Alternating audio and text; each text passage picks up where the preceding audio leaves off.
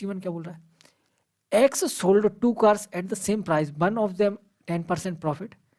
X incurred a total loss of 12% overall transaction,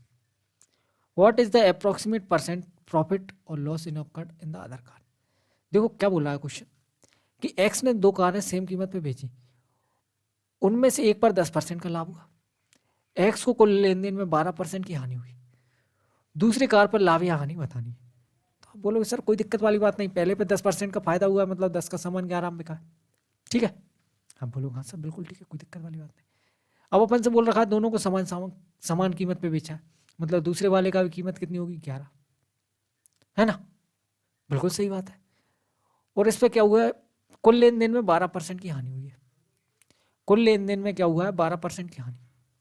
12% का मतलब कितना हो जाएगा, आप बोलो सर देखो 12% का मतलब 4% का मतलब 1/20, 4% का मतलब 1/25, तो 12% 3 गुना हो जाएगा, 3/25, ठीक है। मतलब 25 पे 3 का नुकसान हो रहा है, तो सामान बिका कितने में होगा, 22 रुपये में। 25 का सामान 22 में बिका हुआ, और यहाँ कितने में बिक रहा है सामान, आप बोलो सर यहाँ भी तो 11 और 11 22 में ही बिक रहा है टोटल सामान, तो टोटल कॉस्ट प्राइस कितना होना चाहिए, टोटल कॉस्ट प्राइस 25 होना चाहिए, 10 है तो इसका कॉस्ट प्राइस कितना होगा, 15। ये बात समझ में आई, एक बार और बताऊँ, एक बार और बता देता हूँ। पहले अपन ने निकाला 10% का लाभ हो रहा है, मतलब 10 का सामान 11 में बिका, फिर बोल रखा था समान कीमत में बेचा, मतलब अगर ये 11 में बिका है तो ये भी 11 में बिका हुआ। फिर अपन से बोल रखा है कि ओवरऑल 12% की हानि हुई, 12% का मतलब 3/25, मतलब 25 रुपये पे 3 रुपये की घाटा हुआ,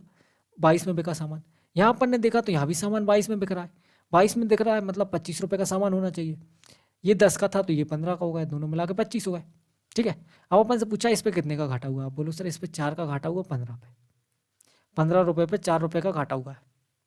ठीक है, बिल्कुल ठीक है, कोई दिक्कत वाली बात नहीं। 1/15 होता है 6 पॉइंट, क्या होता है 6:1/3 होता है 2/3, 6:2/3%, तो ये हो जाएगा कितना 26 सही 2/3%, ठीक है, बिल्कुल ठीक है। अरे देखो ऐसे देखो 1/5 क्या होता है, आप बोलो सर 1/5 होता है 20%, 3 से डिवाइड कर दो दोनों साइड, तो ये हो जाएगा 1/15, इसको 3 से डिवाइड करें कितना आ जाएगा, 3 18, बचेगा कितना 2/3%, 1/15 6:2/3%, इसका 4 गुना, तो 6 चौको 24 और 2 चौको 8/3%, 3 से इसको काटेंगे कितना आ जाएगा, बोलो सर 3 दूनी 6, बचेगा 2/3%, 24 और 2 26, सही 2/3 मतलब 26.66%,